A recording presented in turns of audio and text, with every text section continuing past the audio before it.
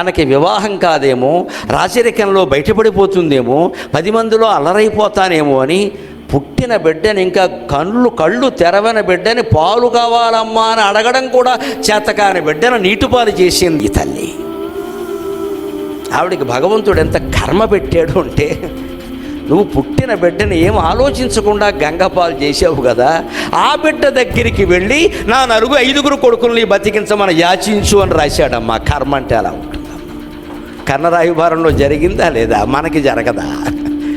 గ్రహస్థితి ఎంత విచిత్రంగా ఉంటుంది మనం గ్రహించం. కానీ ఎప్పుడో పాండవులు కూడా పుట్టిన ముందు సూర్యవరప్రసాదం వల్ల కర్ణుడు పుడితే ఆలోచించకుండా దాసీది నేను పెంచుతానని చెప్పిందమ్మా. వద్దు, నువ్వు పెంచినా సరే బయటపడుతుందని ఇచ్చేసింది.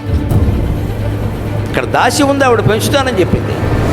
వద్దు, ఎలాగైనా బయటపడుతుంది, బతకని పురం అవి రాజవంశాలు ఇవన్నీ. మళ్ళీ పరువు హత్య అంటాడు అవడం, అంతకంటే అని ఏదో పెట్టి కొట్టుకొస్తుంటే అందులో బారేశాడు. ఆ బిడ్డ కూడా తీశాడు కాబట్టి సరిపోయింది. తీయకపోతే బాధ్యత లేదా? మంత్రజపం చేసేటప్పుడు తెలియదా దేవతలు వస్తారని? వచ్చారు, కన్నావు, అవి ఏవో పొరపాటు కావు, ఎలా వదిలేస్తావయ్యా?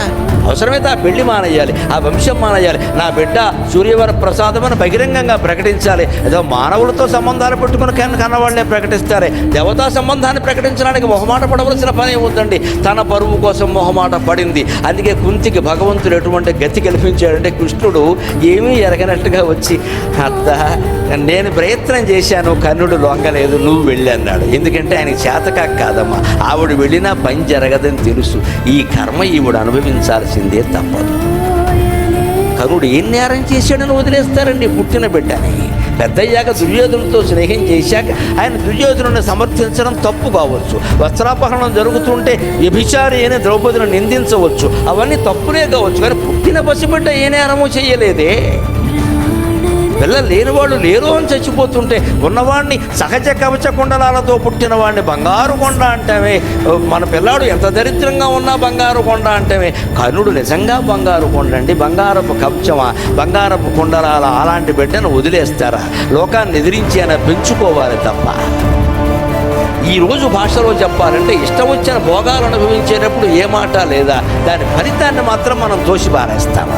భగవంతుడు ఊరుకుంటాడు. కృష్ణుడే స్వయంగా కుంతి దగ్గరికి వెళ్ళి, అత్త ఎందుకు అడుగుతున్నాను ఆలోచించు, నువ్వు వెళ్ళు, నేను చెప్పిన. అయ్యా నువ్వు చెబితేనే విన్నవాడు, నేను చెబితే వింటాడా అంటే, లేదు, ఒక ప్రయత్నం చెయ్యి. ప్రయత్నం లోపం ఉండకూడదు, ప్రయత్నం ఫలించకపోతే మనం బాధపడకూడదు, ప్రయత్నమే చెయ్యకపోతే బాధపడాలి.